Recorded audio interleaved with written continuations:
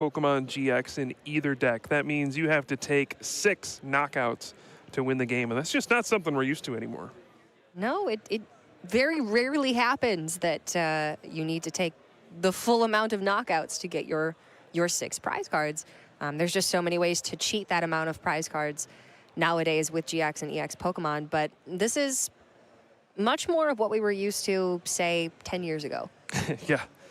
So we do see the mirror match between the Buzzwole Garbodor deck, and this is going to be interesting just because, I mean, first of all, they're playing the exact same cards, but they both know what each other is trying to do. They both know they're not going to catch each other off guard. Like, they're both very well aware of what the other is playing. And early on, there's really nothing that does well against the other person's deck. You can maybe Sledgehammer for 70 damage early on. You're going to get 2-hit knockouts against non-GX Pokemon.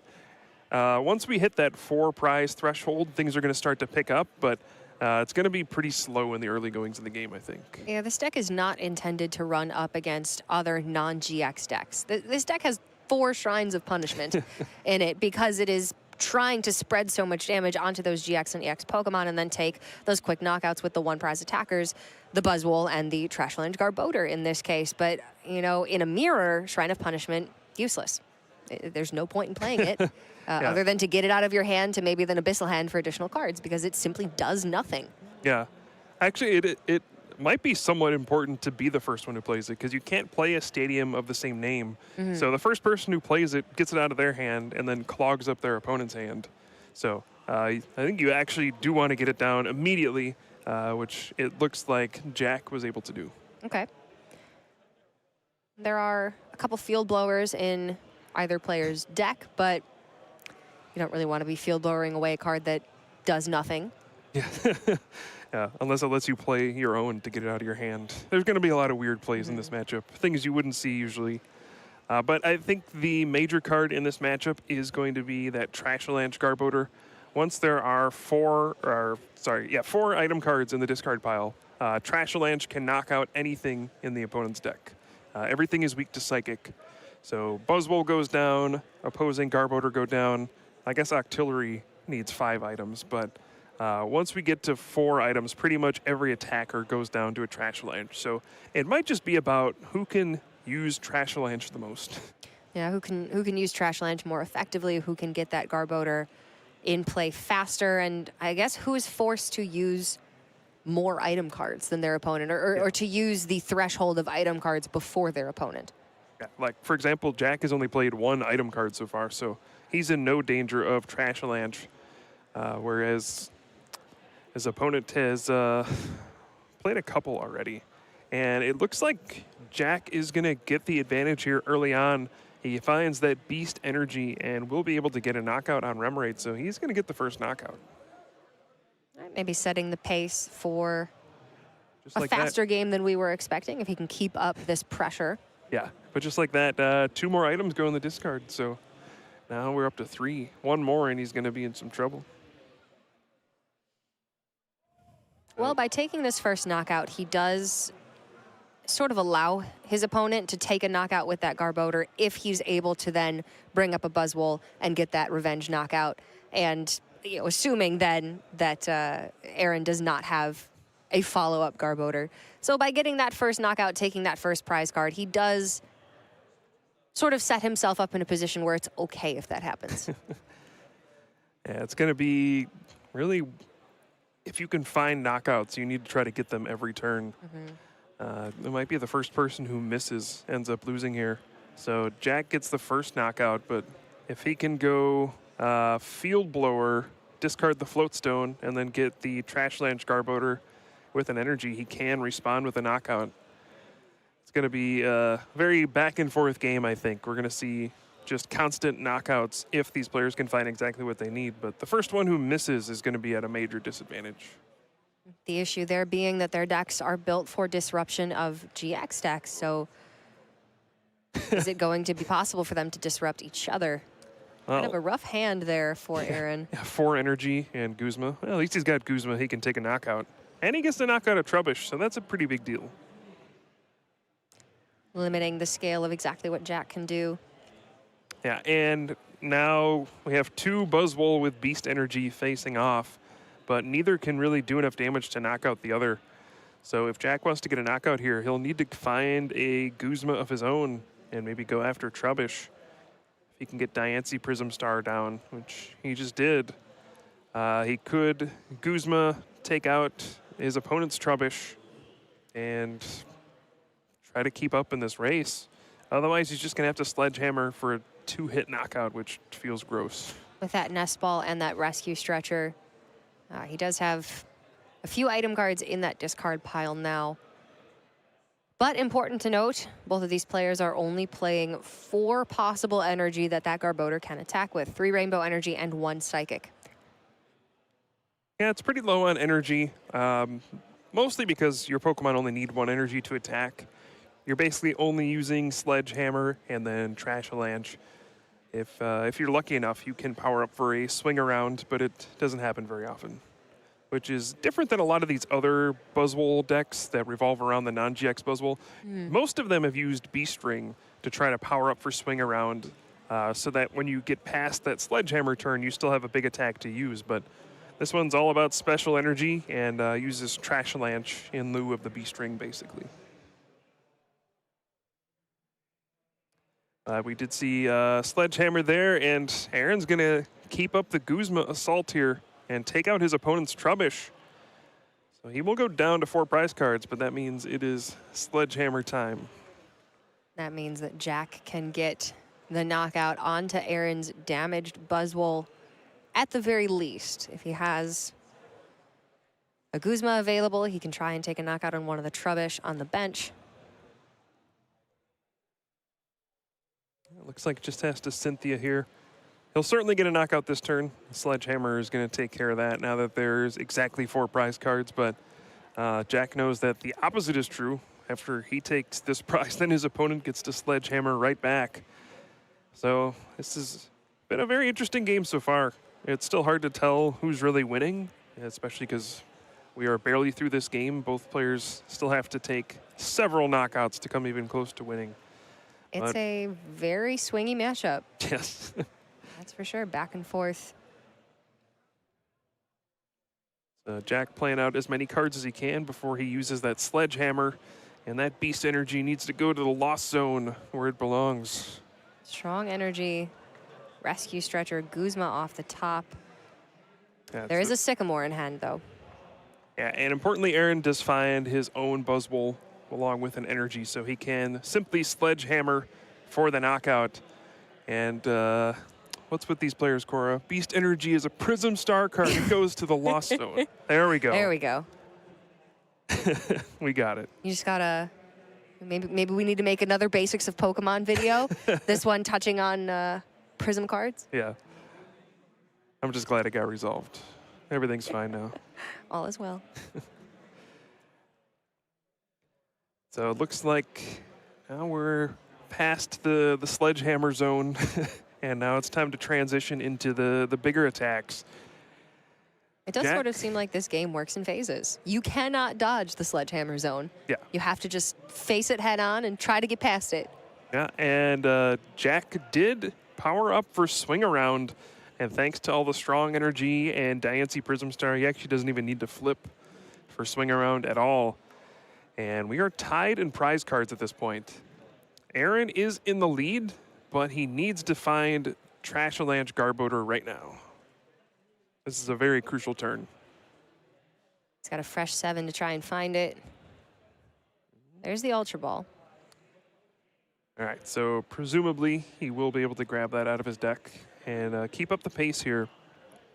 And then it's going to be on Jack to respond with Trashalanche of his own, so it's pretty much going to be whoever misses Trashalanche at this point. It's going to get 1-hit knockouts every single time, and if either player misses, it's just going to be game over. Well, it's looking like if Aaron's got it in the deck here, he's already ahead on prizes. He's going to get a knockout this turn as well, and I don't know how Jack is going to be able to come back from this prize deficit. Yeah, basically he needs to hope that Aaron misses at some point. If Aaron keeps setting up Trashalanche Garbodor, he's going to win. But it's going to be tough. You know, he's going to get the knockout here, and if Jack responds with a trash lanch of his own, then he's only left with that one Trubbish. Although he did get another one out of his prizes, so that helps. But basically, if he can every turn go put down a new Trubbish, evolve to a new Garbodor, attach an energy trash lanch for the knockout, he's going to win. But if he misses at any point, his opponent's just going to make up that prize deficit and win the game. Garbodor now in play for Jack, going to take the knockout onto the Garbodor from Aaron. And then we have that Trubbish set up on the bench. But Aaron had to Ultra Ball for that Garbodor last turn, only playing 2 in the deck. So he's going to need a Rescue Stretcher or a means of finding the other Garbodor in his deck. And I think he had one prized at the beginning of the game, too, so there's a chance. It simply isn't there. Yeah, that is a possibility. And yeah, if you are in Jack's shoes right now, all you can really do is attack and say, well, hope you don't have it. And then if he does, you go, okay, well, I did my best. All you can do. Yeah. It's all it's going to come down to. The first person who does not announce Trash Lanch on their turn is going to lose. And we do see Aaron, I believe, drawing into a Professor Sycamore. All right, so you see Trash Lanch from Jack. He's going to go down to tie up the game here. And does his opponent find that Trash Lanch Garbodor here? There's a Nest Ball, but no Tapu Lele GX in the deck. Uh-oh, he grabbed a Buzzwole. That's not good. He drew into a whole bunch of supporters. Yeah, that's... Well, he does get to... I don't know if he's used Abyssal Hand yet, but he does get one card, and that's not what he wants to see. He did elect to draw with the Professor Sycamore before using the Abyssal Hand, even though he could have Abyssal Handed for, I believe, a full 4 cards. Oh, yeah, that probably would have been better. 3 or 4. Yeah. You know, wanting to obviously not have to throw away cards that he might have needed, but the only card that he really needs right now is that Trash Lanch Garbodor. Yeah. Yeah, so looks like Aaron was the first one to not say Trash Lanch, so right now he is losing. And as long as there's one more Trash Lanch Garbodor in Jack's deck, he should win this game. I mean, if he Ultra Balls for it here and plays it down, yeah, Aaron should just concede. He can't win anymore, and he does. Playing a game of Pokemon Chicken, and Aaron blinked, so Jack is going to take game number 1 here. Even though he was on the back foot just a little bit there, Aaron had taken a single prize more than Jack had. He had that Garbodor in that active spot, and if all things had gone according to plan, he would have won the game. But unable to find that second Garbodor, whether it was prized or still in the deck, and he just didn't have access to it. You know, however it happened, he didn't have it, and he's going to go down to an 0-1 record here in the series. Yeah, the Trash Lanch Garbodor is one of the most interesting cards because it is probably the most common card that presents kind of that checkmate situation. I can't tell you how many times I've seen just a board state where my opponent has 2 Trash Lanch Garbodor with Psychic Energy on them, and I'm just like, I can't win anymore. There's nothing I can do. I can't end my opponent. I can't knock out both of them in the same turn, so I am going to get Trash Lanched next turn for however many hundreds of damage. And it seems to come up a lot, and that's exactly what happened there. Jack just got 2 Trash Lanch Garbodor set up. He had energy on both of them, and in that situation, you just know, oh, my opponent's going to get a knockout next turn? Okay, I'm done. Looks like we're starting off with a couple of mulligans in game number 2. It's like Jack unable to find a basic Pokemon in his opening 7 cards, so going to have to shuffle in and draw a new hand, and then Aaron will be able to draw an extra card to start the game. 10 basic Pokemon in the deck, but you don't want to be starting Diancie and Remoraid if you don't have to be. We saw game number 1, this matchup is pretty volatile. Yeah. If you're not keeping up the pressure, if you have the advantage and you can capitalize on it, you will win the game. If you are behind and your opponent falters, you can win the game then. So it's really all about consistency and being able to take those knockouts 6 turns in a row to secure that victory. That was a huge prize we just saw there. I'm not sure whose prize cards it was because they're playing the same deck. But Diancie Prism Star was prized for one of these players. And that is huge for getting early knockouts on things like Trubbish and Remoraid. So whoever has that prized is at a massive disadvantage. It's one of the first Pokemon that you want to search out once you have your Buzzwole ready to go. Be able to modify that damage threshold. Not going to have access to it. It looks like both these players, active Pokemon, are having a pose off. Who can flex harder, Buzzwole or Buzzwole? You know, I've heard rumors that in the Pokemon TV show, that is something that does happen. I've only finished the first season, so I've yet to get there, but I'm excited. I mean, when you got muscles like that, might as well, right? I've seen a Doug Trio music group. I've seen so many things so far. There's all sorts of wonders in the Pokemon universe. It's really good, though. It's actually a really, really good show. All right, so it looks like Aaron did go first, attach a strong energy past the turn. He notably had a Remoraid in his hand and chose not to bench it, which I think is really smart. You don't want to give your opponent an easy Guzma target for a free prize in the early going of the game. I think it's kind of all about denying your opponent prize cards for as long as you can.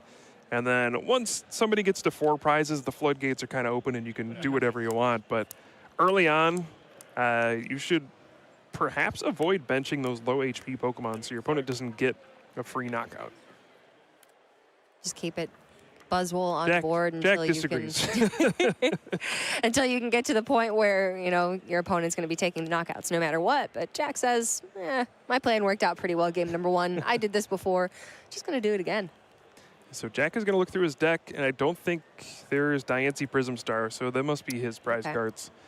So this is going to be huge because all he can do is Sledgehammer for 50, and that does not lend to a 2-hit knockout. That is going to be a 3-hit knockout.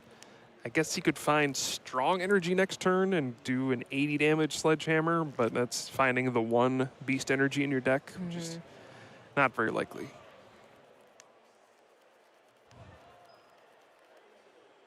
Sycamore from Aaron. Yeah, and he attaches Floatstone to the active Buzzwole. I thought he might... Oh, this could set up later for him to retreat after it's taken a couple hits from Sledgehammer and, again, trying to deny his opponent a prize card. But for right now, he's just going to Sledgehammer for 70. Also does not have Diancie Prism Star in play, so some pretty weak Sledgehammers. Not what I'm used to seeing. No, but what he does have is at least the setup for the 2-hit knockout there on Jack's Buzzwole with that second strong energy equipped. Jack, however, is still going to be a little bit short of that threshold and doesn't even want to leave his Buzzwole in the active right now because he knows it's just going to get knocked out. Yeah. Something kind of funny here. When you bring a brand new deck to a tournament like this one, even though all the cards, most of the cards for this deck existed before Celestial Storm, really the only new card is Shrine of Punishment. This was not a deck that was played really at all. And when you're creating kind of a newer deck, you tend to just test it against the newest decks, right? The meta decks. The popular stuff. And you don't test the mirror match very often. So I wonder if these players have actually played against each other in this matchup before. But, oh, he did find the beast energy. Jack actually gets the first knockout here. That's huge. Oh, must be nice. Wow, that's pretty good. Again, setting himself up for success in this matchup. And yeah, I would agree with what you said. I think that certainly playing the deck and knowing the deck inside out gives you a certain amount of knowledge of how it should operate in the mirror, but you're not expecting to run up against your small practice group. Yeah. Necessarily. I mean, ideally you do. Ideally you all go undefeated, you end up playing against each other, and that's great. You'll cross that bridge when you come to it because at that point you've probably already qualified. But you're really not expecting this. All right, so on this turn, Aaron really needs to find an energy. Not just any energy. I don't think a rainbow does it. He needs to find a strong or a beast energy If not, he's going to miss the knockout here, and Jack's going to have an opportunity to take a huge lead in this game. So this is a big abyssal hand for 5 cards. There's a rainbow. I believe Aaron is down 2 strong energy already. Yep. Nope, that's not a knockout. Jack just assumed it was a knockout. But that is 50 damage, 10 short of taking down this Buzzwole. Oh, that's unfortunate. And you know what Jack has? He has strong energy. And he's got that Trash Lunch Garbodor as well. Yep. And all he has to do is attach and use that swing around, and he can take another knockout, taking a 2-prize lead, which is crucial in this mirror match. We did see Jack come back from a bit of a deficit in the first game of the series, but it wasn't this much of a deficit. Aaron just getting off to a bit too slow of a start, and well, key, Jack being able to find that beast energy to take that knockout last turn. Had that not happened, Aaron would have had a lot more time to get his setup correct in this matchup, but because Jack did find that beast energy, he's just going a little bit too fast for Aaron. Yeah, and Jack is going to continue to set up his board. He now is going to have 2 Trashalanche Garbodor already. And really all he needs the rest of the game is energy to kind of close this out. He's going to take the swing around knockout here, go down to 4 prize cards, and then you got to think his opponent's going to Sledgehammer, and then he could Trashalanche, and then next turn he can Sledgehammer, and he's just going to be ahead for the rest of the game, and he has that Octillery out to Abyssal Hand, and basically everything good. he could ever want. Yeah, He's pretty got much. it. As long as he doesn't get unlucky from this point, you know, he could certainly miss finding a Rainbow Energy or a Psychic Energy and miss a knockout at some point. In fact, this next turn is going to be the big one. If you ever get stuck at 4 prizes, it feels awful. Like when your opponent goes Sledgehammer and then you take your turn and you're like, I can't take a prize. You're like, oh, I get to Sledgehammer again? Oh, this does not happen much. Yeah, that's when you usually lose the game. It's like your birthday, twice. Well, as long as Jack can avoid that unfortunate situation, it should be relatively smooth sailing for him here. And we can see a Rainbow Energy in hand for him. So Aaron without, you know, an N or something, well, pretty much just N to disrupt that Rainbow Energy in hand. Jack is going to have the attachment for that Garbodor. Aaron does find strong energy, so he'll be able to Sledgehammer for maximum damage here. His opponent is at exactly 4 prize cards, so that's going to work out just fine for him. And he'll take his first knockout. We have to assume that there are enough item cards in Aaron's discard pile for this Garbodor to take a knockout, especially since Buzzwole is weak to Psychic. Yeah, I think so. But we don't know for sure. I am pretty sure. Now we know for sure. All right, so Jack does find the crucial Rainbow Energy on that turn, and now Aaron is going to be way behind in this game. He's going to need to find his own Trashalanche Garbodor, which he does. He'll be able to keep up at the very least. But he's just in such a bad spot. He can take this knockout. Now his opponent can just Sledgehammer because now he's at 4 prizes. And he's already got another Trashalanche Garbodor waiting. If Jack can simply keep putting Trubbish and Garbodor into play and attach energy every turn, the very basic things of playing Pokemon, he will end up going 6-0. And we haven't even mentioned this. Whoever wins this match advances to day 2. This is it. This is a win and in. If you get to 6 wins, you're done for today. You get to go celebrate and prepare for the World Championships day 2. Yeah, you can potentially even change your deck going into tomorrow because it is an entirely new field. It's an entirely new bracket. But seeing the way that this deck performed today. Yeah, I got a feeling they're not going to change their deck. No, it seems like an excellent anti-meta choice for the tournament today and tomorrow alike. I do want to take a second to point out just how quickly these gentlemen have been playing this matchup. They know these decks. They know the way that this one should play out. And this is a relatively straightforward matchup, as we've seen. It's just a lot of back and forth, taking knockouts when you can. Nothing too tricky about it. But I think it really speaks to the level of preparation here. Yeah. So another very interesting thing about the way Worlds is set up. So we have day 1 and day 2, where you, like you said, you can choose a brand new deck. So day 1, you kind of watch the field, right? Like you watch out to see if there are any crazy decks that pop up. And I think in this situation, we saw it a little bit last year. People are going to look around and say, oh, this Buzzwole Garbodor deck with no GX Pokemon, it dominated the first day. And now players who are in day 2 are going to be like, oh, I should tech against that deck. You might see more people play this deck, or you might see people play decks directly trying to counter it. And it's really going to affect how the second day shapes up. What are the chances these guys have been testing 2 anti-meta decks that are very, very different? One to counter the expected field and one to counter the counter for this deck. It's deep. Now there's the thought. There's one year at the World Championships where we had this weird cycle of it was a Virizion Genesect deck, and then there was the direct counter to it, the Pyroar deck, where basic Pokemon couldn't hurt it.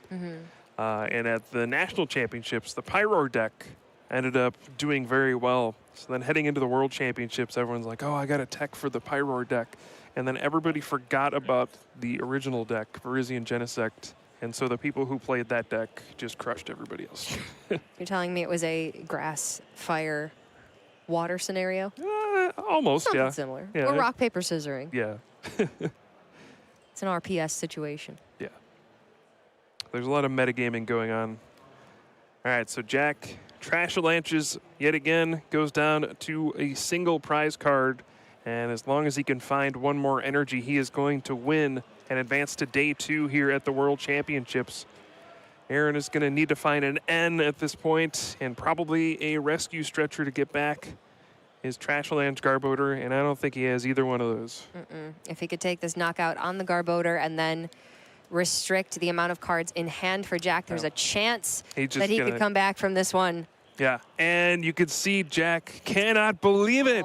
He is 6-0, and he advances to day 2 at the Pokemon World Championships here in Nashville. Congratulations, Jack. You are the first one to move on to day 2. What an incredible performance with a deck completely out of left field for Jack Miller. And Aaron Vander Kolk will still have another couple of rounds to secure just one more victory to meet his friend and practice partner in day number 2.